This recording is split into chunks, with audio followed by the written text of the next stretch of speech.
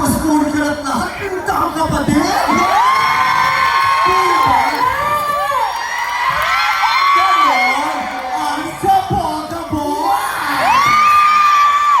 Ganun dapat. Dapat nakakita mo lang doon. Dapat susundan mo. Yes! Siyempre, yung minsan sumuporta sa'yo, pag turn nila, susuportahan mo din! Yes, ma'am. Umiikot lang ang love sa isa't Yes. isa. Yes. Give and take. I love you, that's why we are all here. I love you so much, Rina. And you still deserve all the love that is around you right now. Thank you.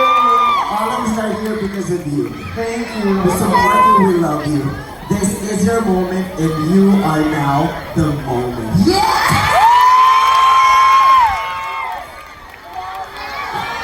Sige! Come on. Bang. So life is where we go, can say. On your spot, show me right away.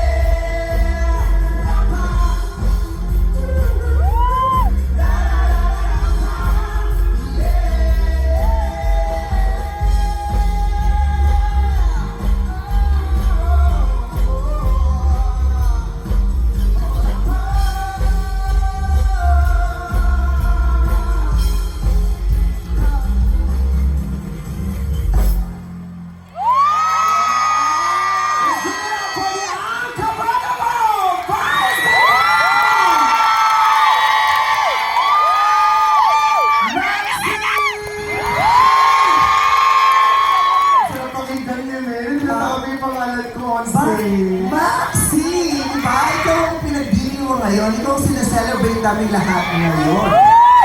Your talent is now being celebrated. Your moment is now being celebrated. As I said earlier, you are the moment. Diba? It feels so good seeing you shine right now. Thank you so much, Nina. You inspire me a lot. Sana po ka magbago. Sana maging friend kita! Sana tayo magiging friend. Lahat ng imbitasyon sa'yo hindi ka available. Hindi pala ko. Gusto mo ikaw maging close kami, pero yung inimbitahan di pwede. Kasi Nina, bibo ko pala yung career ko. Yes, okay. I fully understand. At saka ganun talaga. Focus tayo, di ba? Yung rampa mag-aantay yan. Yes. Yung harutan mag-aantay yan. Pero yung mga oportunidad, pag kumatok, punin mo na. Yes.